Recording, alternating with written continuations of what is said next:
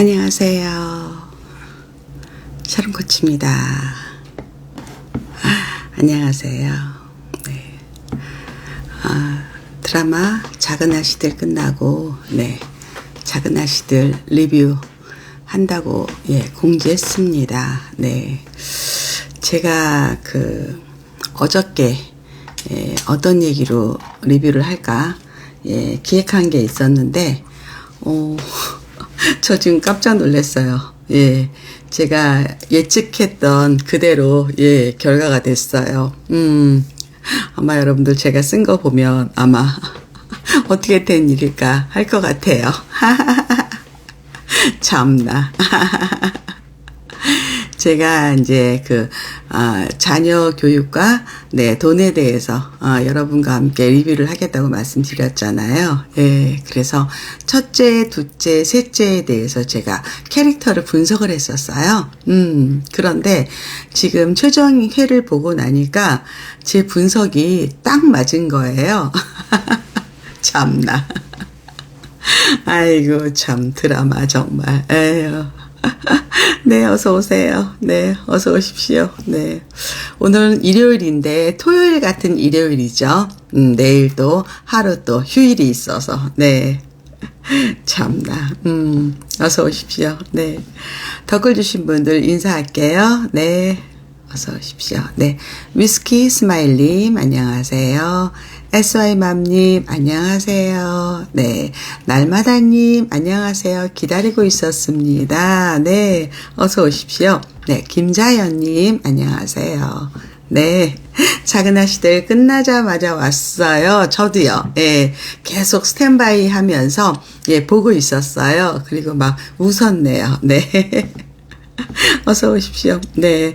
MS0407님, 작은 아씨들 안 보지만 라방이 궁금해서 왔어요. 네, 어서 오십시오. 네. SEO52729님, 안녕하세요, 코치님. 갈수록 더더 영해지시네요. 아, 그런가요? 영해질 일이 1도 없는데. 네. 올드한 거 아니에요, 올드? 어서 오십시오. 네. 희율맘님은 작은 아씨들 아직 못 봤는데, 아, 그래요? 네. MSB Yourself님은 해피 썬데이입니다. 네, 맞아요. 세러데이 같은 썬데이죠. 어서 오십시오. 네, I am 란다님, 어서 오십시오. 네. 두말검님, 늘 아름다운 미소로 인사 나눠주시는 모습 너무 고웁니다. 네, 감사합니다. 네. 어서 오세요. 네.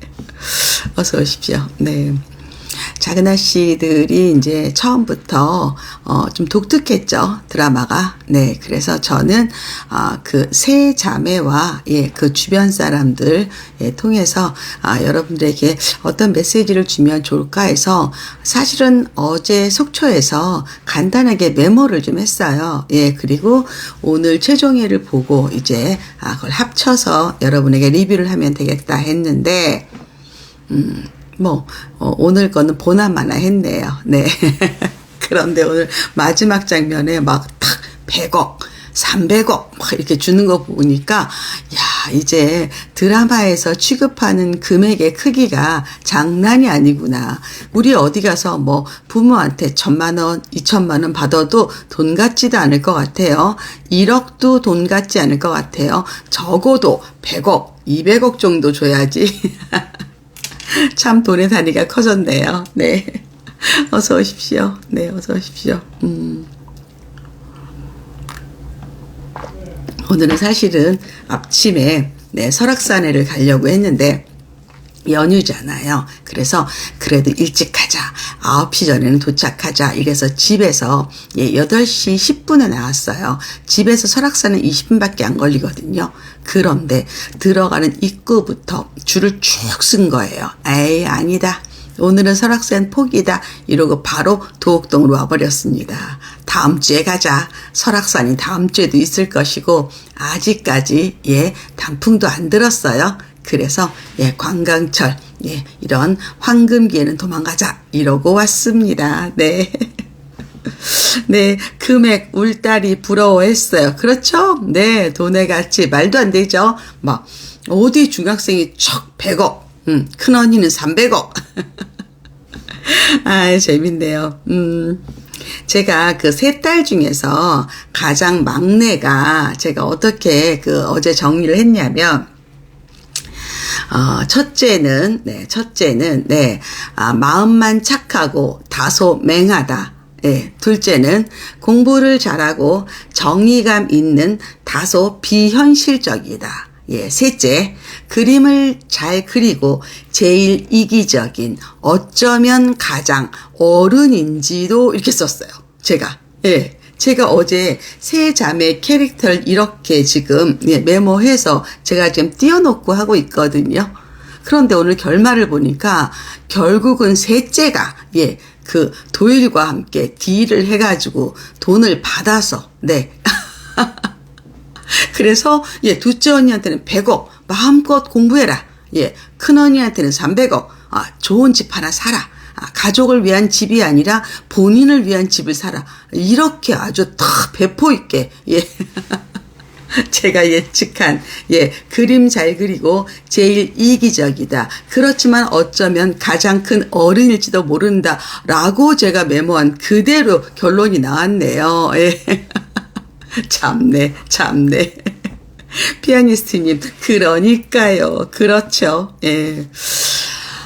그리고 마지막에 원상아가 죽는 씬도 좀 끔찍하네요. 뭔가 약간 괴기스러운.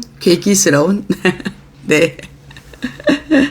자, 조금 더 들어오시면 여러분들과 함께 리뷰를 본격적으로 한번 해볼까 합니다. 네.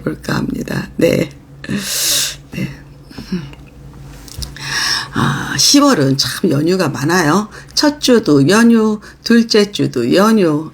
그러다 보니까 우리 엄마들은 굉장히 피곤하죠. 사실 연휴는 엄마들한테 계속 일을 해야 되는 시간들이니까. 사실 엄마들은 놀러 가는 것도 일이고, 아이들이 집에 있는 것도 일이고, 오죽하면 무조건 나가서는 밥을 안 한다. 이런 좀 규칙을 좀 지켜야지 우리가 덜 좀 힘들지. 그런데 요즘은 또 물가도 비싸고 기본적으로 또 사 먹는 것도 비싸다 보니까 다 돈 하잖아요. 그래서 조금이라도 아끼자 하면 밖에 나가서 먹는 게 더 힘들어요. 집에서도 일하기 힘든데 이 주방 환경도 잘 되어 있지 않는 캠핑장이든 어디든 마찬가지죠. 펜션이든 엄마들은 힘들다. 지친다.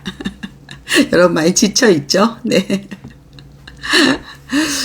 작은 아씨들 리뷰에서는 첫 번째로 저는 그 맨 마지막 장면에 나오는 그 엄마 앤드 아빠의 그 무책임함. 큰 딸과 작은 딸이 여하튼 대출도 받고 돈도 여하튼 모아서 셋째에 수학 여행비를 만들어 줬는데 그거를 슈킹하는 엄마. 세상에 저런 엄마가. 그런데 여러분 진짜 많습니다. 그런 엄마들. 우리 샤밀리들은 자녀에 대해서 관심이 많고 교육을 잘하고 나보다 더 훌륭해지기를 바라잖아요. 우리들은 진짜 자녀 교육이라면 벌벌 떨고 아이를 위해서 하나를 더 하겠다는 정말 착한 엄마들이죠. 신사임당이 지금 태어나도 우리만큼 할 수 있을까요? 제가 누누이 이야기하죠. 나한테 몸종 10명만 줘라. 나도 신사임당처럼 할 수 있다. 이렇게 말하잖아요. 그런데 우리는 몸종 1도 없는데 우리 이렇게 열심히 아이를 키워요. 그런데 그 세 자매의 엄마는 지금도 고생했다가 놀러 갔다가 제정신 아니었다가 정말 그런 엄마 짜증납니다. 싫습니다. 여러분들의 친정 엄마는 어떤 분들이었어요? 자식을 위해서 정말 기도하고 그 다음에 희생하고 아이가 잘 되기를 간절히 바라는 그런 엄마였나요? 아니면 엄마 삶에 취해서 자식은 그냥 내버려 두고 자기만 살겠다고 저렇게 향락적으로 무책임하게 도망다니는 엄마였나요? 이 드라마의 시작은 그런 엄마로부터 시작합니다. 그런 엄마. 따라서 우리 아이들은 독립적으로 살 수밖에 없어요. 자기주도 학습이 아니라 자기주도 생존. 자기 주도 생활 이렇게 될 수밖에 없잖아요. 그런데 큰애가 아주 영민하진 않죠. 그냥 인간적이죠. 인간적이죠. 그렇지만 착하고 우애가 아주 남달라요. 부모가 자녀에 대해서 신경을 안 쓰니까 자녀 3명이 딸 셋이 똘똘똘 뭉치는 건 또 보기 좋죠. 보기 좋다. 그래서 이게 부모가 너무 잘해서 자식끼리 나만 갖겠다라고 유산 상속까지 싸우는 것도 꼴보기 싫지만 이렇게 엄마 아빠가 개판이니까 애들이 저렇게 잘 살아보겠다고. 그런데 단점은 돈에 대해서 왜곡된 시선들이 덥석 20억을 물게 만들잖아요. 20억을. 그렇죠? 만일에 부모가 똑바르게 아이를 키우고 똑바르게 자녀 교육을 시켰다면 이렇게 됐겠냐고요. 큰아이가 그 유혹에 대해서 그렇게 쉽게 들어갈까요? 기본적으로 그런 게 참 중요합니다. 돈에 대해서, 경제에 대해서, 자신의 책임에 대해서, 법에 대해서, 이런 거에 대해서 참 부모가 이런 것들도 교육을 해야겠구나라는 생각이 들었습니다. 네. 어느 날 갑자기 여러분에게 정말 내 통장에 20억이 생겼다. 700억이 생겼다. 여러분은 어떤 생각이 들겠어요? 멀리 갈 것도 없어요. 실제로 우리 ATM에서 돈을 찾으러 기계 앞에 섰어요. 그런데 내 앞에 있던 어떤 사람이 돈을 찾아서 안 가져갔어요. 이럴 수도 있죠. 자, 내가 돈을 찾으려고 아무도 없는데 들어갔어. 그런데 선반에 돈다발이 있어. 혹은 그 안에 돈다발이 있어. 이럴 수 있잖아요. 어떻게 됩니까, 여러분들? 그거 잡는 순간에 우리는 도둑이 되는 거예요. CCTV 다 돌아가고요. 타인의 재산이잖아요. 우리는 정말 절도가 되는 겁니다. 이렇게 도처에 우리가 범죄자가 될 수 있는 그런 환경은 굉장히 많다. 굉장히 많다. 그래서 이거는 이 아이에게 정직을 요구하기 전에 이게 절도라는 거. 내 앞에 있어도 눈앞에 있는 돈을 주시면 안 된다. 가져가면 안 된다를 먼저 가르치셔야 되는 거잖아요. 이것부터 시작하지 않을까요? 그런데 그 엄마는 세상 그런 거 하나도 신경 안 쓰는 엄마잖아요. 그러니까 자식이 돈 때문에 시달리기 쉽지 않고 동생들 잘해주고 싶은 그런 마음에 흔들릴 수 있죠. 흔들리지 않을까요? 우리라고 나는 안 흔들릴 거야 말할 수 있나요? 참으로 어려운 일이었다. 어려운 일이었다. 그렇죠. 자, 그래서 기본적으로는 이게 아이들을 키울 때 자녀 교육 중에 하나가 이렇게 준법 정신이든 도덕이든 경제 개념이든 아니면 재물, 네 거, 내 거, 소유에 대한 구분이라든가 이런 것들도 하나하나 집에서 가정교육으로 시작이 돼야 될 거다. 특히 우리나라에서는 경제교육이라든가 이런 돈에 관련된 교육은 사실 조금 천시하고 아이가 무슨 돈을 알아서 뭐해 이런 느낌 가지시잖아요. 그거는 아니다. 적어도 큰아이가 돈에 대해서 그런 기본적인 철학이 있었다면 그러지 않았겠죠. 사실은 둘째 인경이도 언니 인주에게 처음에는 그 돈을 못 가지게 하잖아요. 아니다. 그거 아니다. 범죄다. 기자니까 잘 알죠. 가장 똑똑한 아이고 가장 공부를 많이 한 아이니까. 그런데도 흔들리잖아요. 그렇죠? 여러분들은 어떻게 보셨어요? 한번 댓글 달아보세요. 작은 아씨들에서 나는 이러이런 장면이 굉장히 충격적이다. 아니면 공감이 됐다. 좀 이상하다. 이런 것들 한번 올려보세요. 저는 오늘 그 작은 아씨들의 세 자매의 성격 분석, 그리고 돈에 대한 생각, 돈에 대한 철학을 조금 여러분에게 알려드릴까 합니다. 플레이 뮤직 FWA님은 돈, 금융에 대한 교육 좀 시켜주면 좋겠어요. 유대인들은 어릴 때부터 교육시키더라고요. 우리나라도 많이 이제 시작을 좀 하는데, 요즘 제가 걱정하는 문제는 그 이익이라는 거는 공익도 있고 사익도 있어요. 예, 개인적인 이득을 취한다. 아니면 국가나 사회나 어떤 기관의 공공적인 이익도 있는데 우리나라 교육이 특히 젊은이들의 이 재테크의 측면이 너무 사익으로만 흐르는 게 아닌가라는 생각을 좀 많이 합니다. 그래서 어떻게든지 돈을 갖다가 뭐 영끌이란 말도 쓰고 여하튼 영혼까지 끌어올려서 돈을 벌어야 되는가가 미덕은 아니지 않을까요? 그런데 여하튼 그렇게 투쟁적으로 그것도 시기를 잘 만나야지요.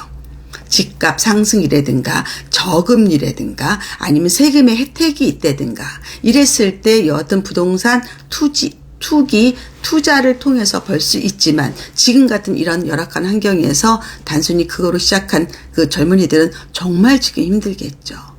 그러지 않을까요? 그래서 기본적으로 돈을 번다, 몸을 움직여서 돈을 번다, 그 돈을 어떻게 관리한다, 저축한다, 투자한다, 이런 사이클에 대해서 우리가 조금 공부를 해야 되지 않을까라는 생각이 듭니다. 그리고 공익이 되게 중요하다. 그 다음에 사익도 중요합니다. 물론 그렇지만 지금 내가 자칫 사익으로만 흐른다는 거는 이거는 전체적으로 참 좋지 않고 본인한테도 아마 좋은 결과가 되지 않을 것 같다라는 생각을 저는 합니다. 네. 중심을 잡아야 하는데 중심이 사라지는 것 같아요. 그렇죠? 예전보다 확실히 그런 면에 대해서 그리고 또 어른들이 참 말하기가 어려워요. 뭐 꼰대라느니 아니면 뭐 세상을 모른다느니 세상이 너무 급격하게 변한다느니 이런 식으로 약간 어른들을 희화화시키는 거 약간 우습게로 만드는 거 예 그런 것들도 참 안타깝죠. 예. 네. 우선순위가 사라지는 느낌이 들죠. 맞습니다. 예. 실제로는 이제 음식점에 가거나 아니면 뭐 이렇게 셀프바 같은데 그럴 때도 남의 물건이라고 그냥 많이 가져오거나 아니면 함부로 쓰고 버리거나 이런 것들 굉장히 많잖아요. 저는 그런 거 보면 참 속상해요. 그게 어차피 이 제품의 원가에 다 들어가는 거고 만일에 공공기관이라면 우리의 세금으로 다 하는 건데 즉 내 돈도 아끼고 남의 돈도 아끼고 우리 돈도 아끼는 사람이 돼야지 어떻게 내 거만 이렇게 움켜쥐려고 하는지 왜 그렇게 교육시키는지 그런 것도 참 안타깝죠. 네. 참 부모가 해야 될 일이 참 많습니다. 이런저런 일들이. 네. 하여튼 오늘 그 마지막에 12화의 하이라이트는 막내 이내. 예, 큰애 둘째보다 훨씬 더 똘똘하고 훨씬 더 어른스러운 그 막내딸이 예, 큰언니 작은 언니한테 예, 돈을 쏘셨죠. 네. 너무 재밌었어요. 여러분 어떻게 보셨어요? 예. 눈팅만 하지 마시고 한번 예, 댓글을 한번 달아보시기 바랍니다. 네. 지난번 나방에서는 인도에 계시는 수진 씨하고 같이 우리가 이혼 나방을 했어요. 그러고 나서 또 제가 저희 유튜브 채널을 또 분석해 보니까 정말 해외에서 많이 보시더라고요. 그래서 외국에서 라디오 틀어놓듯이 이렇게 보는구나. 예. 그래서 앞으로 리터니들을 위한 강의를 좀 만들어 드려야겠다라는 생각을 했습니다. 예. 외국에서 어차피 외국에 살면서 이 강의를 듣는다는 거는 한국으로 돌아올 확률이 많은 사람들이거든요. 그래서 한국의 교육정보 혹은 리터니들이 한국에 와서 어떻게 적응하고 어떻게 입시를 치러야 되는지 그런 강의도 한번 만들어 드려야겠다라고 생각했습니다. 네. 어서 오십시오. 네, 어서 오십시오. 에다님, 네, 어서 오세요. 네, SYSUNO, 넘버 1, 어서 오세요. 어서 오십시오. 네. 시간이 오늘은 지금 11시가 가까이 되는데 내일이 휴일이니까 좀 괜찮죠? 네. 저는 내일 아침부터 병원에 가서 예, 검사를 좀 해야 돼요. 예, 그래서 금식하고 피 검사하고 예, 또 그 다음 주에는 예, 우리 제 주치의를 만나서 또 약도 처방 받아야 되고 예, 아직도 저는 좀 관리를 해야 되는 상태라서 네, 그렇습니다. 네. 여러분들 세상에 눈먼 돈은 없죠. 눈먼 돈. 꽁돈이 있을까요? 절대 없습니다. 돈은요, 교환의 의미예요. 교환. 돈은 교환하는 거다. 교환. 즉, 육체 노동자들은요, 노동과 시간을 제공하고 돈을 받는 거죠. 그렇죠? 보통 급여 이렇게 얘기를 하죠. 그리고 지식 노동자, 지식 근로자라고 하죠. 지식 근로자들은 보통 생각, 그 다음에 또 시간을 돈과 맞바꾸는 거죠. 맞바꾸는 거죠. 그렇다면 여러분들 지인이나 뭐 친구도 되고요, 이웃도 되고요, 선배 후배들 만나서 차 한잔 마시거나 아니면 선물을 드리거나 아니면 정말 컨설팅 피를 드릴 수도 있죠. 이런 분들한테 여러분들은 돈을 뭐로 바꿔요? 정보를 바꾸는 겁니다. 정보. 그런데 노동이나 생각이나 정보나 다 시간이 들어가는 거죠. 시간이. 그래서 결국은 돈은요, 시간을 바꾸는 겁니다. 돈은 시간을 바꾸는 거예요. 예를 들어서 뭐 일주일에 한 번 혹은 두 번 집에 일 도와주시는 도우미분들이 오시잖아요. 그리고 우리 아이들 어릴 때 내가 워킹맘인 우리 아이들 베이비시터 여러분들 고용하시죠. 그런 분들도 마찬가지죠. 우리가 내 시간과 그분들의 시간을 내가 가져가면서 돈을 지불하는 거죠. 이처럼 돈은 교환의 의미입니다. 교환. 즉 다시 말한다면 돈은 절대 공짜가 없다. 공짜가 없다. 이걸 여러분 꼭 기억하셔야 됩니다. 그래서 저는 이거를 자녀 교육과 연결해 본다면 아이들도 부모한테 돈을 받을 때 너무 당연히 여기지 말자. 당연히 여기지 말자. 물론 우리가 자식을 낳아서 자식을 키울 때 정말 돈이 많이 들죠. 아이들 어릴 때는 정말 유아 때는 어쩜 그렇게 분유값과 기저귀 값이 많이 드는지. 기저귀 뗄 때 정말 기분 좋더라고요. 이제 한 달에 몇만 원 하는 기저귀 값이 안 들겠구나. 이제 분유를 끊었으니까 분유값도 요즘 굉장히 비싸죠. 그리고 여러분들 굉장히 비싼 분유도 먹이죠. 이제 돈이 굳을 것 같아. 그런데 여러분 그 돈 어디 갔어요? 우리 아이들 기저귀 떼고 분유 뗐는데 그 돈 계속 쌓였나요? 아니죠. 돈은 임자가 있다 그러잖아요. 그리고 굴러가잖아요. 제가 가진 돈에 대한 철학은 내 지갑에 있지 않는 돈, 내 통장에 있지 않는 돈은 내 돈이 아니라고 생각을 해요. 즉 남한테 빌려준 돈, 그거 내 돈 아닙니다. 돈은 기본적으로 앉아서 빌려주고 서서 받는다고 하잖아요. 아무리 내 돈이라도 그쪽으로 갔으면 그거 내 돈 아닙니다. 투자도 마찬가지죠. 펀드 넣어도 마찬가지죠. 그 돈 없습니다. 내 돈 아닙니다. 돈은 내 통장에 있고 내 지갑에 있는 돈만 내 돈입니다. 제가 지금 기저귀값, 분유값 다 어디 갔냐고 물어봤더니 여러분들이 이제 슬슬 고백을 하시네요. 책 많이 사지 말라고 하셨는데 책값이 많이 듭니다. 장난감 많이 샀습니다. 찔리네요. 책값이요. 추진이, 코치님 안녕하세요. 경제 강의 너무 좋아요. 투자 얘기 좀 해주세요. 오늘은 작은 아씨들 리뷰 시간입니다, 여러분들. 제가 샤플들한테 경제 강의한 거는 샤플 방에 영상 있습니다, 여러분들. 자, 그래서 우리가 돈에 대해서 좀 생각을 갖고 있어야 되는 거예요. 그런데 요즘 사람들이 제가 얼마 전에 작년 가을에 한참 경기권에 빌딩을 좀 보러 다닌 적이 있었어요. 물론 남편 따라 가는 거죠. 제가 그걸 주도하진 않습니다. 남편이 수원 어디에 가보자. 어디에 가보자. 그러면 드라이브 겸 이렇게 임장을 나가는 거예요. 그러면 정말 이게 100억이라고? 그러면 한 달에 얼마가 나와? 이런 건물이 정말 많았어요. 정말. 그런데 사는 사람이 줄을 서 있다 그랬었어요. 아, 그래? 나라면 안 살 것 같은데? 무슨 얘기 하냐면요. 그런데 가면 이거는 투기예요. 투기. 투자가 아니라. 투기 지역에 가면 많은 그 부동산 하시는 분들이 뭐라고 얘기하냐면, 예, 대출이 얼마가 나온다. 이 건물은 대출이 얼마가 나온다. 그러니까 얼마면 살 수 있다. 이렇게 갭 투자 얘기를 많이 해요. 갭 투자 얘기를. 그러면 어때 들었을 때는 내가 10억, 20억만 갖고 있으면 100억을 가질 수 있네. 100억짜리 건물을 살 수 있네. 이렇게 우리 생각을 바꿔놔요. 그러면 80억을 대출 받았다고 칩시다. 그 이자는 어떻게 해야 돼요? 이자는? 그거는 나이 든 사람은 이자 고민을 한대요. 그리고 빈정돼요. 이자까지 고민하시면 투자 못 하십니다.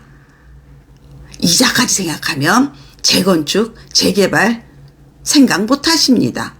아니, 어떻게 이자를 생각을 안 해요? 당장 내야 되는데. 그런데 몇 년 사이에 투자 그런 바람에서는 이자 따위는 이게 됐었어요. 저금리 세상이었으니까. 저금리도 사실은 원금이 크면 이자 부담 크거든요. 근데 여하튼 그래도 저금리였으니까. 그래도 돌아갔다. 근데 요즘은 고금리 시대죠. 달러도 비싸지고 이제 대출금리도 어마어마하게 올라가고 미국 금리 올라가면서 올라가는 거 너무너무 당연하죠. 그런데 얼마 전에도 거의 한 달 전에도 재개발 지역에서 부동산 하시는 분이 그렇게 얘기하시더라고요. 아유, 이자를 누가 생각하냐고. 이자를 누가 생각해요. 이자 생각하면 이런 거 못 사십니다. 이자는 누가 내요? 내가 내는 거잖아요. 본인이 내요? 본인의 계약하고 중개수수료만 받지 않을까요? 이자 누가 내요? 내가 내야 되잖아요. 이자 못 내면 어떻게 돼요? 뺏기는 거죠. 예. 대출한 사람이 가져가죠. 경매 가는 거죠. 난 다 털리게 되는 거죠. 너무 당연한 건데 그런 걸 너무 정말 가소롭게 이야기하더라. 뭐가 잘못됐구나.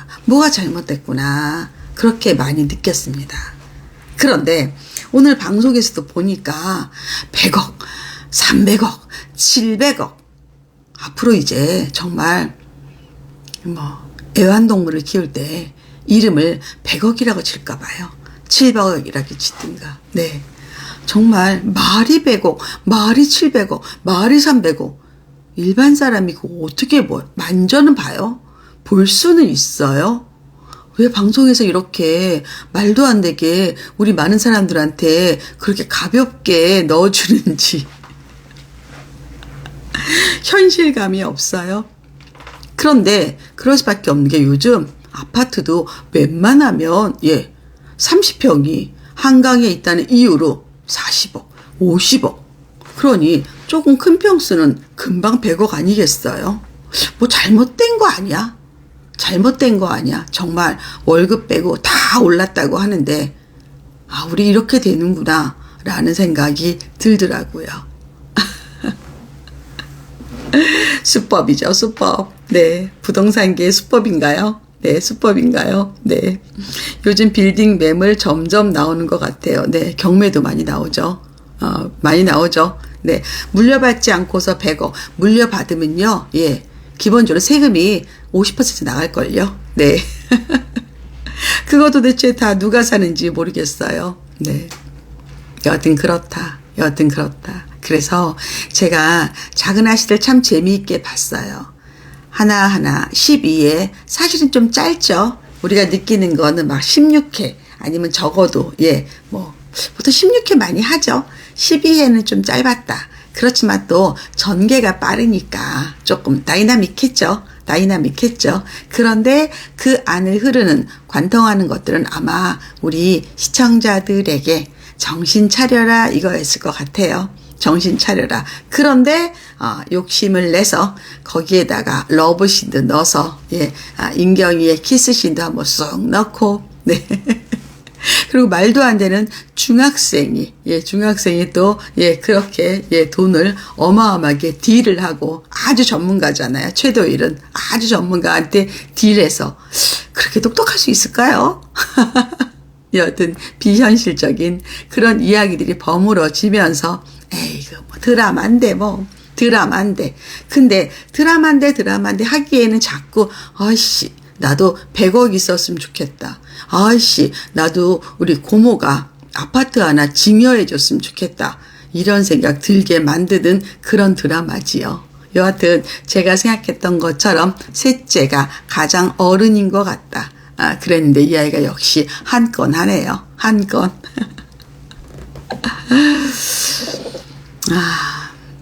저는 이렇게 생각해요. 아이들 이제 제 나이가 되면 많은 그 세무사들이나 아니면 주변 사람들이 정말 증여 얘기 많이 하거든요. 살아있을 때 빨리 재산을 나눠라. 이런 이야기 많이 하는데요.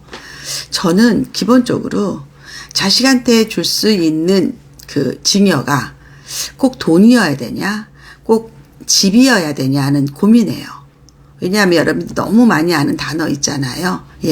고기를 낚는 방법을 가르쳐라. 이런 얘기 하죠. 그게 결국 요즘 말로 이야기한다면 공부시키는 거잖아요. 공부하는 거잖아요. 그렇죠? 그래서 저는 내가 자식한테 부모로서 해줄 수 있는 거는 공부를 잘 시키는 게 중요하지 않을까.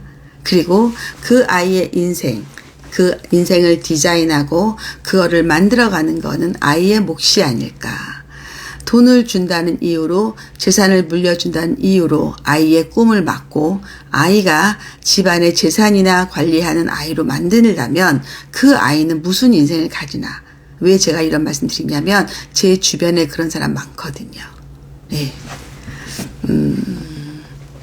지금 70, 80, 90 되시는 분 중에서 정말 평생 돈을 모아서 돈을 갖다가 특히 그 시대는 또 집만 사도 다 더 부자가 되셨으니까 여튼 현금이 돌아가고 부동산을 또 사셔서 떼부자가 되신 분들 굉장히 많습니다. 그런 분들이 그 돈을 너무너무 힘들게 만들었기 때문에 절대 남한테 못 맡기고 자식한테 맡겨서 자식들이 그 돈 관리하다가 늙어서 40대 50대 된 분들 많습니다. 그분들은요 정말 부잣집 자식인데 아무것도 못합니다. 그 돈 관리만 해야 된다. 저는 그런 분 참 많이 봤거든요. 자기 인생이 없을 것 같아요. 자기 색깔이 없을 것 같아요. 그래서 그거는 아닌 것 같아. 그렇게 돈이 많아서 그렇게 아이가 돈을 관리하면서 평생 사는 거는 너무 재미없을 것 같아. 오히려 그거보다는 이 아이가 어떤 일을 할 수 있는지 그리고 그런 힘을 키워주는 거 그게 더 좋지 않을까? 그게 지식적인 것도 있고 체험적인 것도 있고 그리고 이 아이가 마음껏 하고 싶은 일을 할 수 있을 정도의 경제적 후원 같은 거 정신적 지지 같은 거 그런 것들도 참 좋을 것 같아요. 그렇죠? 네. 좋은 습관 물려주는 것도 제일 좋은 것 같아요. 네. 물려준다는 거는 그럼 부모도 좋은 습관을 가졌다는 뜻이겠죠? 그리고 자식이 이제 보고 따라하는 거겠죠? 그런데 우리가 부모가 없는 것들도 아이들한테 가르칠 수 있죠? 가르칠 수 있죠? 네. 저도 자산가이신 할아버지께서 평생 자전거만 타시고 자꾸 사고 쳐서 할아버지께서 돈 메꿔주고 하는 거 봤어요. 그렇죠.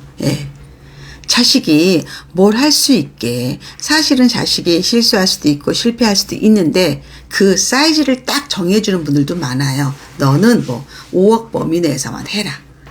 그럼 아이가 감질만 나게 이것저것 하고 어차피 망하고 또 하고 이런 경우도 많이 봤고 아예 하지 말아라. 취업도 하지 말아라.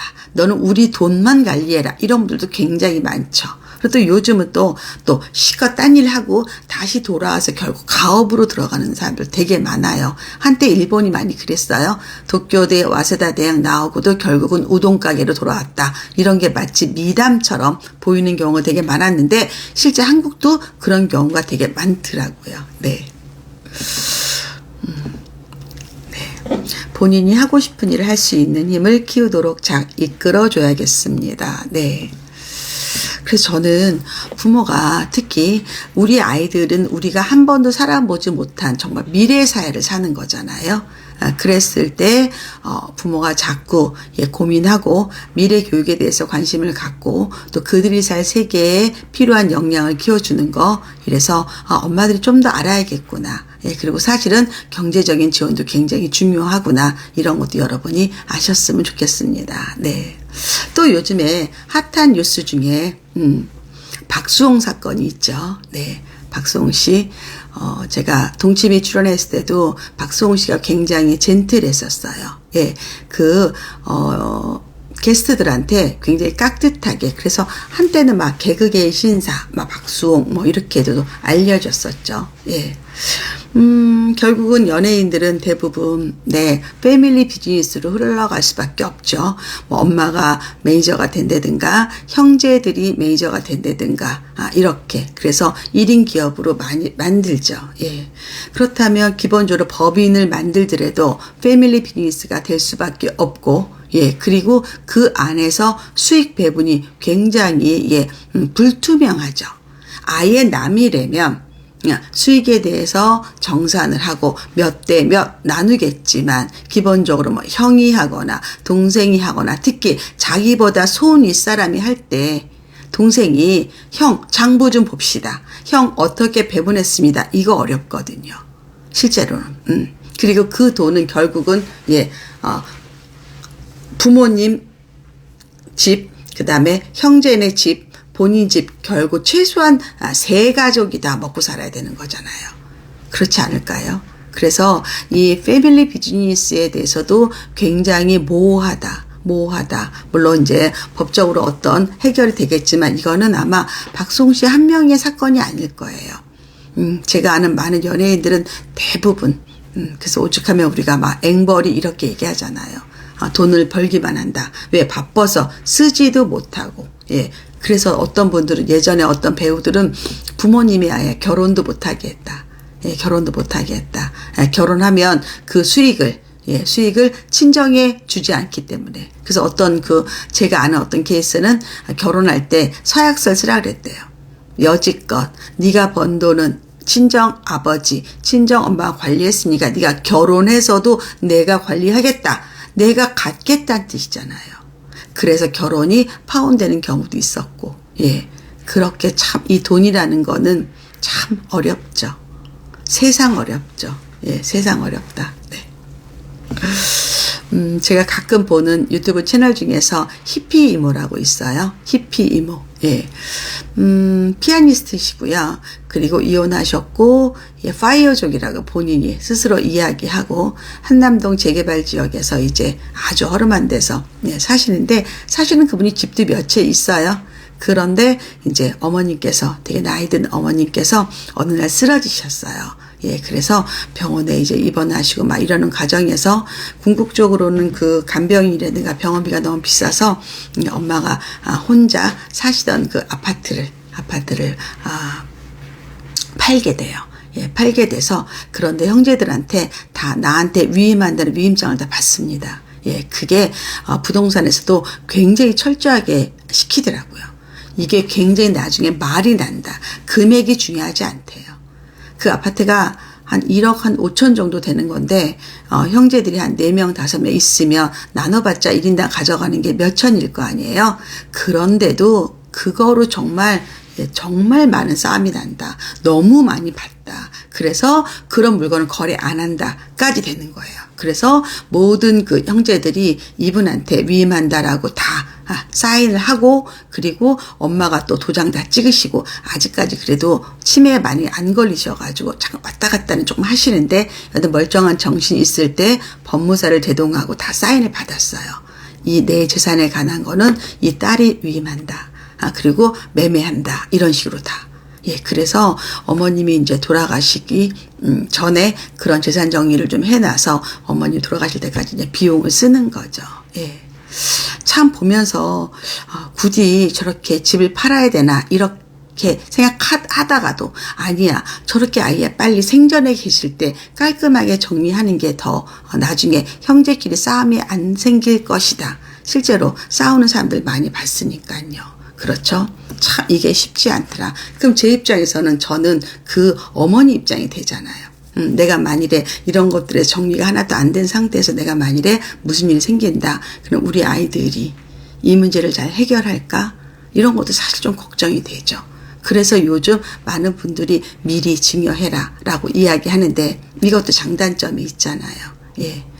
사실 수명도 길고 또 자식이 돈을 받고 나서 변심하는 자식들도 엄청 많다고 하잖아요. 참 딜레마다 쉽지 않다. 그래서 돈이라는 거는 참 내가 내린 결론은 내가 벌어서 아니면 남편이랑 같이 어떤 우리 나랑 남편하고 같이 번 돈을 그냥 죽을 때까지 쓸 수 있다면 이게 가장 행복하지 않을까. 예. 뭐 부모한테 받고 이런 것들도 머리 아프고 자식한테 나눠주는 것도 머리 아프고 예. 참 어려울 것 같아요. 그리고 만일에 내가 줄 돈도 없어 자식한테 의지해야 돼. 이건 더 힘들 것이고 예, 돈을 받았어. 받았으면 또 굉장히 또 많은 또 네, 기브 앤 테이크를 요구하거든요. 강남에서 부모님들한테 미리미리 받은 그 집안의 며느리들은요. 정말 많이 가서 일해야 됩니다. 정말 많이. 실제로. 네. 특히 뭐 많이 하냐면 요즘은요. 집안일을 많이 안 하는데요. 예. 되게 그 부잣집 그 시어머니, 시아버지들이 대부분 며느리들한테 요구하는 거는요. 예, 운전이요. 예. 나 뭐 이번 주에 어디 병원 가야 된다. 그분들이 대부분 병원 순례 하시거든요. 예. 어디 병원 가야 된다. 그럼 병원에 모시고 가서 진찰 받고 물리치료할 때 기다리고 그리고 다시 모셔서 오고 이거 며느리들이 많이 합니다. 생각보다. 예. 그 전에는 뭐 커튼 빨기, 뭐 은수저 닦기, 아니면 뭐 손님 상차리 이런 거 했는데 요즘 거는 거의 도우미들 많이 쓰고요. 이제 그 운전수를 많이 하더라 며느리들이. 그래서 뭐 무슨 요일날 뭐 만날래 그러면 저 병원 가야 돼요. 전 처음에 병원 가야 돼를 몰랐어요. 그분이 아픈 줄 알았어요. 아니에요. 어르신들. 여행 가시면 공항 라이딩의 짐꾼 역할 그렇죠. 이거 며느리도 제일 많이 시켜요. 왜냐하면 집집마다 이렇게 기사들이 있는 집은 별로 없잖아요. 예. 예. 그래서 대부분 요즘도 운전하는 며느리들 워낙 많으니까 돈 좀 있는 집들은 다 이거 시켜요. 며느리들이 다 이거 해야 됩니다. 한번 증여받으면 또 기대하게 되는 것 같아요. 그렇죠. 왜 아직까지 부모님 돈이 남아있다는 거 알잖아요. 예. 참 머리 아픕니다. 예. 또 반대로는 저희 남편의 그 선배님께서는 되게 돈이 많으세요. 그래서 아들이 둘인데 큰 며느리하고 작은 며느리가 경쟁적으로 주말에 오는 거예요. 경쟁적으로. 예. 그러면 딱 보면 그 속내가 좀 보이는 거예요. 애들이 진짜 잘하는 거와 잘하려고 잘하는 거는 좀 표가 나잖아요. 예. 그래서 참 씁쓸해 하신대요. 손주들 와서 얼굴 보는 거 좋지만 며느리들이 저렇게 욕심 부리는 거 보면 안 예쁘다. 뭐 이렇게 얘기하시는 분들도 진짜 계세요. 네. 참 어렵다. 돈 얘기는 되게 어려운 겁니다. MIAU님 안녕하세요. 어서 오세요. 네.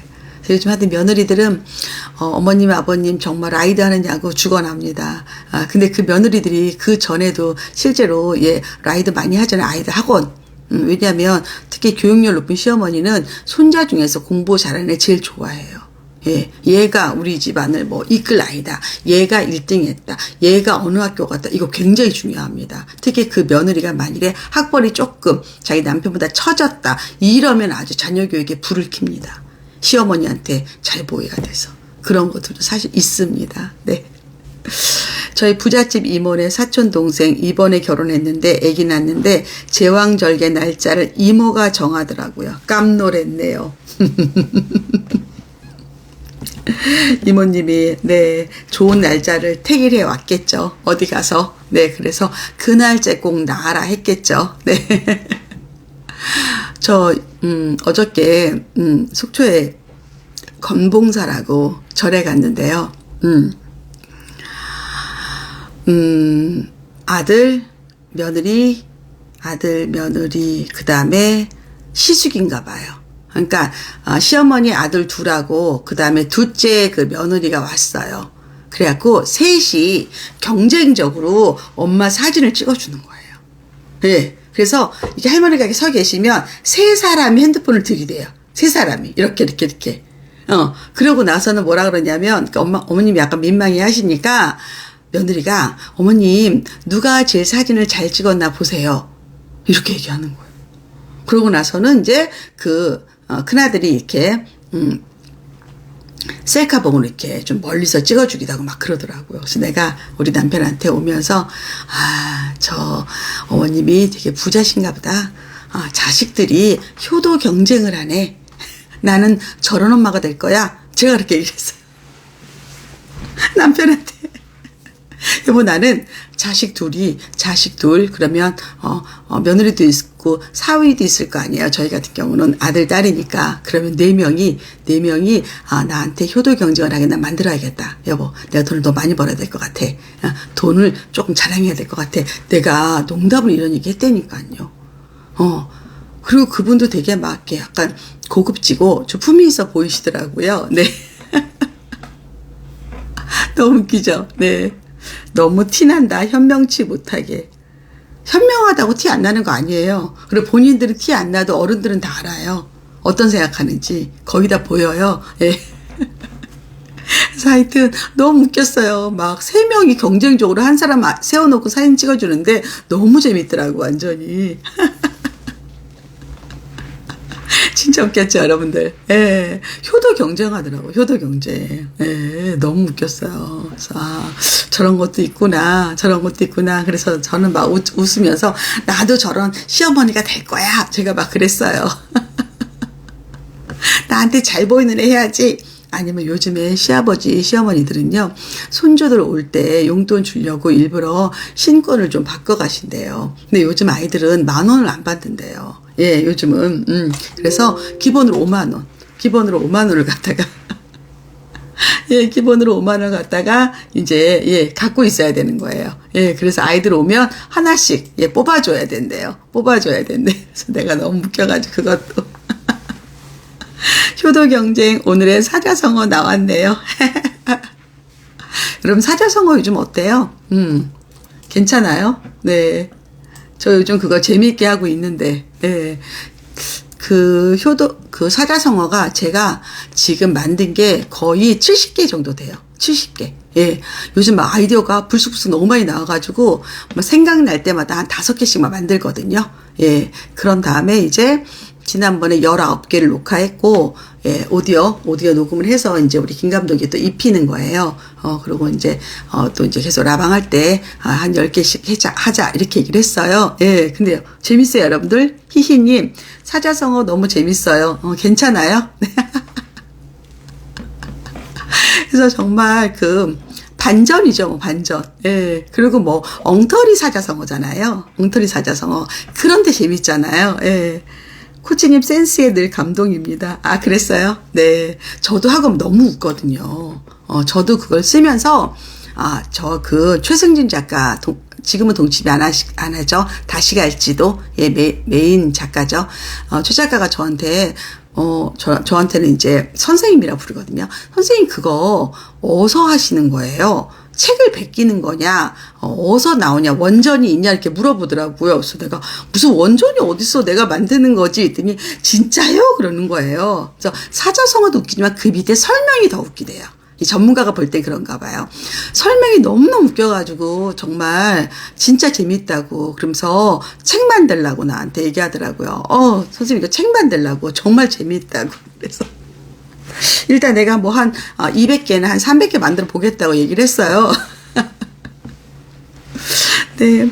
저도 사자성어 기다려요. 예. 라방할 때 순간순간 나오는 것도 코치님 재치에 놀라요. 그쵸? 다 이렇게 순간순간 만드는 거예요. 예. 그래서 여기도 습관이 되니까 누구랑 말할 때 떠오르는 아이디어를 자꾸 이렇게 메모하게 돼요. 약간 실례긴 한데 또 그때 생각을 안 하면 잊어버려요. 예, 그래서 어마어마하게 많이 지금 만들어 놨습니다. 코치님 반짝 아이디어는 그 누구도 생각할 수 없어요. 네. 제가 이제 그 사업을 조금 또 새로운 사업도 많이 하려고 생각하고 있잖아요. 예. 그래서, 이제 조금 넓혀서 글로벌하게도 한번 만들어 보자. 예, 우리 기본적으로, 외국에서, 우리 채널을 보는 분들도 많지만 또 한국에서 또 외국으로 나가려는 분들도 많잖아요. 예. 그래서 제가 또 그런 경험이 많기 때문에, 예. 이런 것들도 내가 또 할 수 있는 영역이구나. 예, 이런 생각도 많이 해요. 그래서 여러분한테 필요한 것들, 예. 그래서 사자성어 같은 거는 사실은 뭐 재미있게 하는 건데, 일단은 약간의 반전의 매력이 있잖아요. 예, 그리고 얼렁뚱땅하지만 정말 허를 찌르는, 예, 그런 느낌. 그래서 저도 낄낄대면서 만들어요. 낄낄대면서. 그리고 또 우리 김 감독이 또 재미있게, 예, 정말 클래식하게, 뜨르릉, 예, 가야금이겠죠? 네. 재밌습니다, 여러분들. 예, 여러분들이 좋아해 주니까 좋네요. 많이 좀 공유해서 여러분들이 좀 널리, 이렇게, 예, 좀, 이렇게, 다시, 예, 확장되게, 예, 이렇게 한번 하셔도 좋을 것 같아요. 네. 그리고 이제, 내일 모레죠. 내일 모레는 어떤 거 할 거냐면, 제가 송민호 쌤하고 어떤 얘기를 했었냐면, 여러분들이 자꾸만 옛날 학과를 안 돼요. 뭐, 불문학과. 예, 아니면 뭐, 문헌정보학과도 사실 그 학과가 뭐 하는지 잘 모른대요. 그러니까 옛날 우리가 알던 거, 우리가 학교 다닐 때, 그때 그 학과의 특색을 그대로 알고 있는 거예요. 그런데 지금 엄청 변하고 있거든요. 서울대가 지금 어마어마하게 변하고 있습니다. 나중에 우리 서울대 관련돼서도 제가 서울대가 변한다는 뜻은 대한민국의 대학이 변한다는 뜻이거든요. 대학의 문화, 대학의 통치하는 거, 대학의 운영하는 시스템이 완전히 바뀌는 거예요. 그거 우리 알아야 되거든요. 예. 그래야지 우리 아이들이 특히 학생부 종합전형을 가는 아이들은 학과 특성을 알아서 거기에 맞춰서 자소서를 써야 되는 거예요. 자소서가 없어진다고 해도 생기부 자료가 다 같은 거거든요. 예, 그런 준비. 그래서 그런 걸 좀 여러분한테 할 거예요. 그래서 서울대 학과가 어떻게 변했는지 어떻게 아느냐. 이런 얘기들도 또 제가 화요일 날 라방에서 알려드릴 겁니다. 이렇게 굉장히 많이 바뀐다. 지금 학령 인구가 너무 많이 줄었잖아요. 거의 반토막이 나는데 각 대학들은 얼마나 힘들겠어요. 이걸 유지하기까지가. 예, 그래서 정말 개선되는데 우리는 서울대가 안 변한다고 생각하잖아요. 실제로 굉장히 많이 변한다. 예, 그 흐름을 우리가 알아야 된다. 그래서 그걸 뭐 학원에서 알려주는 거로 만족하시면 안 됩니다, 여러분들. 네. 사자성어 정말 저도 재미있게 하고 있습니다. 그래서 지금 너무 많이 만들어놨어요. 너무 많이. 네. 미니와 너무 좋은 정보입니다. 감사해요. 꼭 챙겨보겠습니다. 네. 그래서 앞으로 우리 송미루 쌤하고는 서울대 정보라든가 의대 정보라든가 아예 실제 합격한 학생들의 그다음에 프로필 같은 것도 이제 저희가 아마 샤플에서 예, 좀 제가 준비하려고 해요. 예, 좀 이거는 공개 강의하기는 좀 어려워서 예, 좀 우리 멤버들 위주로 예, 여러분들에게 조금 비하인드 정보를 진짜 좀 드려야 되지 않을까. 예, 그래서 그런 것도 대비하려고 합니다. 그래서 제가 알려드릴 게 너무너무 많아요. 너무너무. 예. 그래서 특히 이제 제가 이제 문과, 이과에서도 특히 컴퓨터 공학 쪽, 로봇 공학 쪽도 이제 많이 공부했고, 또 우리 아이들도 이미 다녔고, 그래서 미국에 이제 입시라든가 미국 유학 혹은 리터니들이 이제 미국에 전 세계에 있는 학생들이 다시 이제 대치동으로 오게 되죠. 예, 그래서 그런 것들에 대해서 또 강의를 좀 만들지 않을까라는 생각을 하고 있습니다. 네. 여러분들 오늘 눈팅만 하시나요? 아니 이어폰만 꽂고 계시나요? 조금 댓글 좀 한번 달아보세요. 오늘 작은 아씨들 리뷰라고 제가 썸네일을 만들 건데 여러분들 작은 아씨들 리뷰 어떻게 보셨는지 한번 리뷰 한번 간단하게 올려줘 보실래요? 네. 네, 효도경쟁은 오늘 사자성어네요. 네. 네. 예, 병원 라이딩 5글자라서 안 되겠네요. 병원 순례라고 해야 되나요? 네. 이것도 며느리 할 일입니다. 며느리들이 온갖 병원. 요즘 병원 쇼핑이란 말도 많이 하죠. 병원 쇼핑. 네. 병원 쇼핑도 좋네요. 네. 하여튼, 그러니까 돈을 받은 만큼 다 해야 되는 거다. 시부모님이라고 돈을 그냥 주진 않습니다. 친정도 마찬가지고 반드시 뭔가 돌려드려야 된다. 그게 뭐 정보든 그게 오락이든 그게 뭐 소통이든 노동이든 생각이든 마찬가지입니다. 네. 병원 투어. 네. 며느리의 큰 역할이죠. 네. 저는 이제 병원 투어 갈 때 이제 남편하고 같이 가기 때문에 남편이 또 기다려주죠. 뭐 나중에 남편이 병원 가면 또 제가 그렇게 하겠죠. 네. 그래서 병원 가면 사람이 얼마나 많은지 몰라요. 어쩜 이렇게 사람이 많은지 정말 어딜 가도 사람이 많아요. 어디를 가도. 그렇죠. 설악산 가다가 오죽하면 제가 초입에서 그냥 나왔겠어요. 네. 돈 가는데 몸과 마음 따라간다. 그렇죠. 물질이 마음이라고 하잖아요. 물질이 마음이다. 물질이 사랑이다. 이런 얘기 하죠. 네. 물질이 사랑이다. 아이들도 저도 이제 얼마 전에 우리 아들이 저한테 얘가 좀 네크가 좀 커요. 네. 그래서 저한테 왜 저 뭐 맛있는 거 사 먹으라고 돈 보내줬다 그랬잖아요. 너무너무 기분 좋더라고요. 네. SEO님이 돈에 관심 많아서 유튜브 부자 강의 이것저것 들어봤지만 코치님 강의가 제일 와닿아요. 너무나 현실적이고 사실적. 무슨 주제를 가져오셔도 최고의 강연자이십니다. 감사합니다. 어느 정도 재력이 있어야 노후의 자식들이 잘할까요? 노후의 자식들이 가져가는 거는요. 집보다는 현금을 더 좋아해요. 실제로. 왜냐하면 집은 기본적으로 일단은 이제 자식들이 제일 좀 싫어하는 게 뭐냐면 명의만 자식인 거 있죠. 그러니까 명의를 차용한 거지 일종의. 명의만 내 이름으로 돼 있어. 그러면 자식이 이미 유주택자가 돼서 무주택자의 혜택도 못 받아. 그리고 명의만 내 거지 실제 부모님 거야. 그래서 거기에서 만일에 임대소득이 나와도 부모님들이 가져. 그리고 말은 뭐라 그래? 너 죽으면 네 거다. 그거 자식이 별로 안 좋아합니다. 오히려 그거보다는 정말 뭐 현금 증여라든가 아니면 정말 슬금슬금 준다든가 여하튼 그런 것들 오히려 더 좋아하는 것 같아요. 아니면 아예 제대로 증여해서 기본적으로 증여해서 증여세 다 내고 다 명의도 가져가고 거기에 나오는 소득도 가져가는 거는 진짜 주게 되는 건데 많은 부모님들이 명의만 쓰는 경우도 생각보다 많습니다. 그것도 짜증납니다.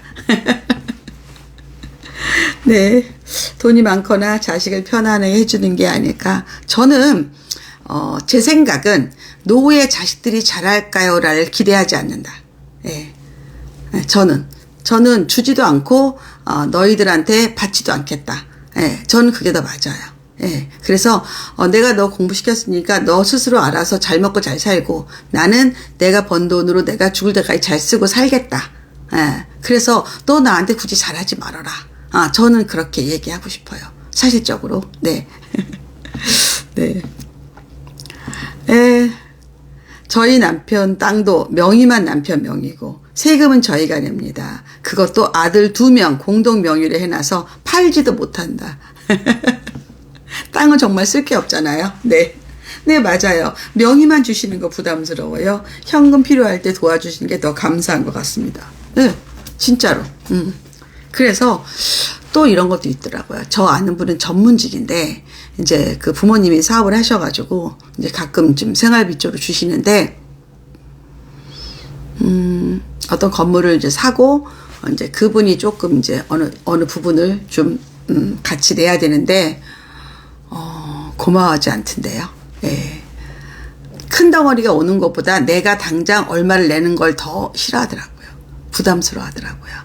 자기네들이 그 유지하는 생활 패턴이 흐트러진다고 생각하더라고요. 그래서 저는 자식한테 왜 부모는 특히 대한민국 부모들은 왜 해줘야 되는지 저는 그거에 대해 지금 회의적인 사람이에요. 그래서 우리 남편은 자꾸 뭘 해주고 싶어 하는데 저는 자꾸 해주지 말자 그래요. 말자. 그냥 세금 내고 절세 때문에 주로 많이 그렇게 하거든요. 세금을 줄이려고. 근데 저는 세금 내고 그냥 있는 돈 내가 다 줄 때까지 쓰고 그렇게 하자. 그러고 나서 죽고 나서 또 세금을 내야 될 거고, 예. 그게 맞지. 이렇게 명의만 하는 것도 서로 안 좋고, 또 내가 너한테 돈 주니까 너 나한테 너무 잘해라. 이렇게 의무적으로 하는 것도 힘들고, 좀 각자 살았으면 좋겠어요. 그냥 각자 알아서 살자. 각자. 예. 그래서 오히려 더 그렇다. 저희 외갓집 5남매 사이 진짜 좋은데 외할아버지가 재산이 거의 없으시고 현재 95세까지 연금 350만 원을 꼬박 받으세요. 자식들 딸 아들 차별 안 하고 교육 잘 시켜서 각자 먹고 살 만큼 잘 살고 남매 사이가 좋아요. 재산 물려주는 것보다 자식한테 손 안 벌리는 게 더 중요한 것 같다. 그렇죠. 예. 그리고 이제 그 할아버지가 재산이 2억 정도가 있고 생활비가 350만 원 받으니까 두 분이 350만 원 같이 쓰시면 되잖아요. 그리고 2억은 나눠봤자 뭐 얼마도 안 되고 여하튼 자식들이 절대 돈에 대해서 이렇게 기웃거릴 이유도 없고요. 본인들 그 돈 다 쓰시니까 너무 좋네요. 예, 이상적입니다. 이상적입니다. 아마 재산이 부동산이 20억 30억 이러면 자식들이 막 딴 생각할 것 같은데 2억은 그리고 자기들이 다 교육해서 자기들 벌이하는데 탐하지 않을 것 같네요. 네. 아무것도 주실 게 없으신 시댁이라 고민할 게 없어요. 어떨 땐 참 편합니다. 남편 은사님 말씀이 살면서 피해야 할 3가지. 첫째, 너무 젊은 나이에 성공하는 거. 두 번째, 중년의 배우자를 잃는 거. 세 번째가 늙어서 쓸 돈이 없는 거라고 말씀하시는데 저희 부부가 정말 공감하는 이야기. 이거는 그냥 그분이 하는 말이 아니라 여기저기 많이 떠도는 이야기예요. 예, 아마 어떤 분이 얘기했다고 하는데, 맞아요. 예, 그래서 왜 초년급제해서 잘 되는 사람 없다고 하잖아요. 특히 요즘은 그 아이돌들이 너무 이른 나이에 돈과 명성을 얻어서 과연 그 친구들이 정말 80, 90까지 어떻게 살 수 있을지 참 어려울 것 같아요. 예, 그래서 저도 그런 거에 대해서 별로 좋아하지 않는다. 그래서 저는 기본적으로 나이를 한 45 정도로 봅니다. 45세 여자고 남자고 그러면 90평생에 딱 반토막이거든요. 예. 그래서 45쯤에 이 사람이 어떤 지위를 갖고 있고 어떤 재산을 갖고 있고 어떤 지적인 능력이라든가 어떤 사회적 포지션이라든가 이런 것들이 있는 게 참 중요할 것 같아요. 그래서 저는 뭐 초년에 별로 성공하는 걸 별로 좋아하지 않습니다. 네. 돈 당연히 있어야죠. 예, 돈 없으면 나이 들어서는 사실 돈이 인격이에요. 특히 나이 들어서. 왜냐하면 일단은 나이 든 사람들은 일단은 젊은이들이 일단 존중합니다. 그렇지만 존중한 그 다음에 또 반대로 해야 될 거는 지갑을 여는 거죠. 예. 지갑을 열지 않고 존중만 받으려고 한다. 지갑을 열지 않고 자기가 거기에서 대화를 이끈다. 그거 한 번밖에 못 합니다. 2번, 3번부터는 절대 같이 어울리지 않으려고 합니다. 그게 사람 마음입니다. 예, 그래서 이거는 또 아니다. 네, 참 어렵죠. 결론은 우리가 나랑 배우자랑 내가 평생 쓸 돈을 모아야 된다. 예, 그리고 그 돈을 우리가 죽을 때까지 쓰는 게 맞다. 저는 그렇게 생각하기 때문에 아까 질문에서 얼마가 있어야 자식이 잘할까요? 라는 대답은 그거는 제가 못 해드리는데 그리고 내가 돈이 많다고 나한테 잘하려고 하지 마라. 저는 그것부터 거부합니다. 그런데도 부모가 돈이 많으면 자식들이 잘하는 건 또 현실입니다. 자주 옵니다. 특히 제가 사는 그 주상복합에는 워낙 그 나이 드신 분들이 많거든요. 정말 많이 옵니다. 주말에. 예, 주말에 애들 데리고 특히 유치원 애들 초등 저학년까지 많이 오는 것 같아요. 예, 그래서 식당에 보면 할아버지 집에 이제 놀러 왔어요. 놀러 와가지고 식당에서 이제 밥을 먹고 할아버지가 이제 손주를 보면서 막 옛날 얘기를 해줍니다. 예, 진짜 시골의 교장 선생님처럼 그런 얘기하고 이제 며느리들이 이렇게 보고 있고 그리고 이제 돌아가고 이런 분들도 있고 지금은 제가 코로나에서 사우나를 안 가는데 저희 아파트에 사우나가 있어요. 목욕탕 안에. 그러면 할머니들이 진짜 거기 모여서 연간인데 흉을 봅니다. 그런 분은 어떤 분이냐면 할아버지가 집 밖에 안 드시는 거예요. 집에서 밥을 꼭 드셔야 되는 거예요. 식당 안 가시는 거예요. 그리고 정말 며느리들도 와서 밥만 먹고 가는 거예요. 그러면 그 살림은 누가 해요? 할머니가 하셔야 돼요. 그래서 정말 힘들어하세요. 또 왔다. 토요일 날 또 왔다. 또 나 힘들었다. 막 이렇게 얘기하시거든요. 그래서 기본적으로는 그렇다. 예. 사실 여자들이 정말 60, 70 넘어서까지 밥하는 거 너무 힘들죠. 힘들죠. 예. 그런데 그렇게 사시는 어머님들도 생각보다 많더라. 예. 내가 보니까. 자, 여러분들 오늘은요, 여러분들과 함께 작은 아씨들 리뷰를 했는데요. 제가 좀 늦게 오신 분들 위해서 한번 조금 더 반복한다면, 일단 기본적으로 우리 인주, 인경, 인애 세 자매가 이렇게 힘들고 돈에 대해서 유혹을 이기지 못한 거는 첫 번째 엄마가 자식에 대해서 너무 무책임했다. 그리고 엄마도 마지막에 보면 해외에 가 있죠. 그리고 여권 찾아서 평생 세계 여행을 하면 살고 싶다고 이야기 하잖아요. 너무너무 무책임한 거죠. 이게 어떻게 중학생 아이가 막내인데 그 아이 고등학생이었죠. 예고단인 아이였으니까 예중인가요? 예고인가요? 여하튼 그런 아이를 이렇게 내팽개칠 수가 있는가? 그리고 아이들에 대해서 전혀 교육도 제대로 안 시켜주고, 그렇기 때문에 우리 아이들이 이렇게 돈에 대해서 진짜 한이 맺힌 거죠. 물론 정말 가난한 사람들도 많고 돈이 없는 사람도 많아요. 그건 어쩔 수 없지만 그래도 어른 노릇을 할 게 따로 있고 아이 노릇할 게 따로 있죠. 그래서 이거는 참 그거부터 출발이 된다. 이 드라마. 원상아도 마찬가지죠. 원상아도 엄마가 아버지의 그런 모습을 피해서 딸을 버리고 자기만 닫힌 방에 갇혔죠. 원상아도 그러잖아요. 아빠한테 잘못다가 빌며 나와서 나를 케어하지 않았느냐. 근데 엄마는 나를 케어 안 한 거예요. 엄마는 나를 버렸다고 이 아이가 느끼는 거죠. 그렇게 두 꼭지로 시작이 되는 겁니다. 이 드라마 자체가. 그래서 마음만 착하고 다소 맹한 첫째, 공부 잘하고 정의감 있는 다소 비현실적인 둘째, 그림 잘 그리고 제일 이기적인 셋째, 어쩌면 가장 어른일지로. 이게 제가 최종에 보기 전에 어제 정리해 놓은 멘트였습니다. 그런데 오늘 보니까 역시 셋째가 최도일과 딜을 해서 큰언니한테 300억, 작은언니한테 100억을 쐈죠. 비현실적인 이야기죠. 네. 그런 얘기 했고요. 그 다음에는 돈에 대한 철학. 세상에 눈먼 돈은 없다. 반드시 대가가 필요하다. 결국 돈은 시간과 맞바꾸는 거다. 육체 근로자들은 노동과 시간을, 지식 근로자들은 생각과 시간을, 그 다음 지인을 포함한 많은 인적 자원들은 정보와 시간을 바꾸는 거다. 즉 돈은 시간을 바꾸는 거다. 그렇게 얘기를 했습니다. 그래서 특히 요즘에 그 패밀리 비즈니스, 박수홍 씨 사건 이런 것들도 곁들여서 또 말씀을 드렸죠.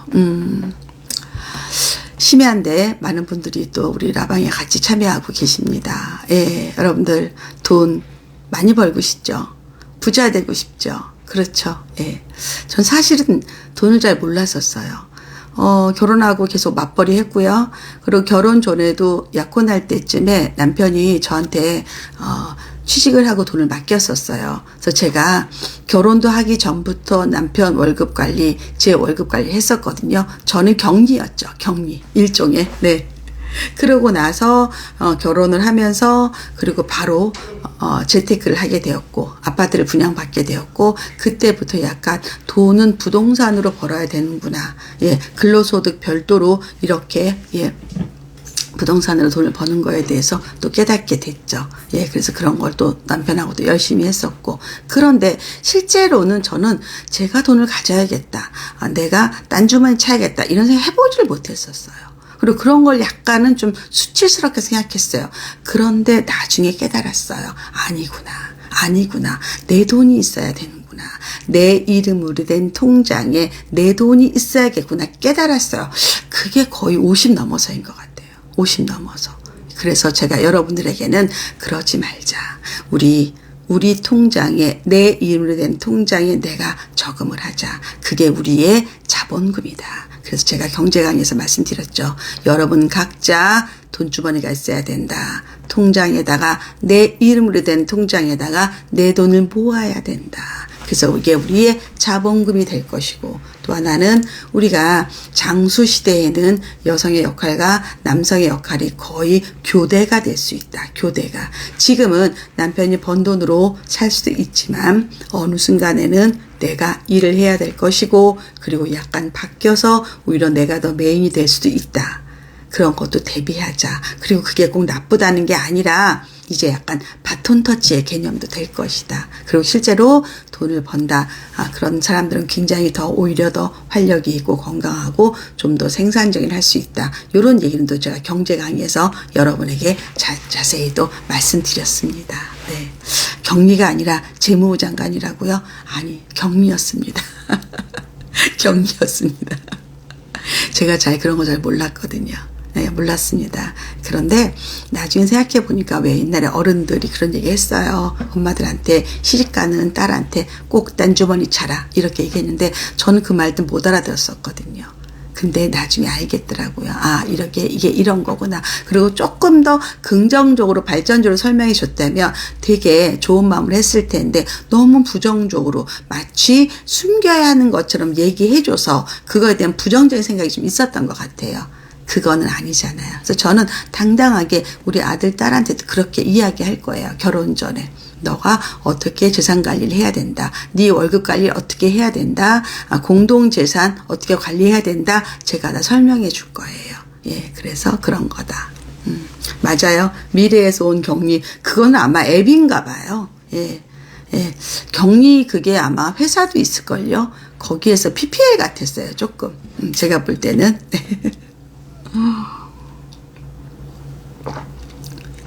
네. 메이토토님 좋은 말씀 감사합니다. 네. 저도 이제 아이들 이제 나이 들어서 결혼하게 되면 결혼 전에 엄마가 해줄 수 있는 얘기들 그런 얘기들 정말 제대로 해주고 싶어요. 지금 당장 딴주머니 차야겠네요. 감사합니다. 예, 전 딴주머니라고 얘기하지 않고요. 나의 자본금 통장이라고 이야기합니다. 자본금 통장. 네. 네, 김미영님 너무 도움되는 말씀이네요. 네. 제가 몰랐고 제가 젊을 때 깨닫지 못했던 것들 지금 와서 생각하니까 내가 참 미련했구나 이런 것들이 많잖아요. 그래서 저는 그런 거를 솔직하게 여러분들에게도 알려드리고 우리 아이들한테도 얘기해요. 엄마는 그때 그런 거 몰랐어. 그리고 그런 게 되게 떳떳하지 않은 거 그리고 그걸 약간 무시했던 것 같아. 근데 그건 아니야. 너가 가진 환경에서 최대한의 걸 활용을 해. 이런 이야기를 합니다. 그게 더 맞죠? 인프라는 활용하는 거잖아요. 그렇죠? 네. 자, 오늘 여기까지 하고요. 네. 세컨캐스님 안녕하세요. 네, 어서 오세요. 네.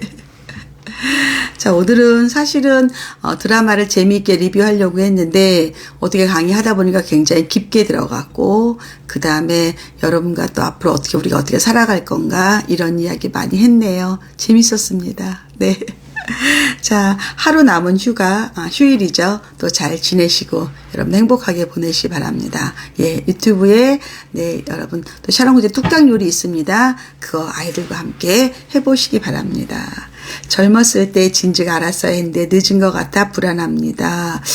글쎄요, 매유님이 지금 나이가 어떻게 되는지 모르겠지만 안 늦었을 것 같아요.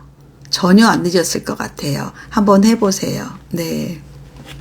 I'm so Sophie님 감사합니다. Day by Day 8님 감사합니다. 네, 김스님 네, 혹시 안녕히 주무세요. 네, 이것으로 마무리합니다. 또 만나요. 화요일날 만나요. 네.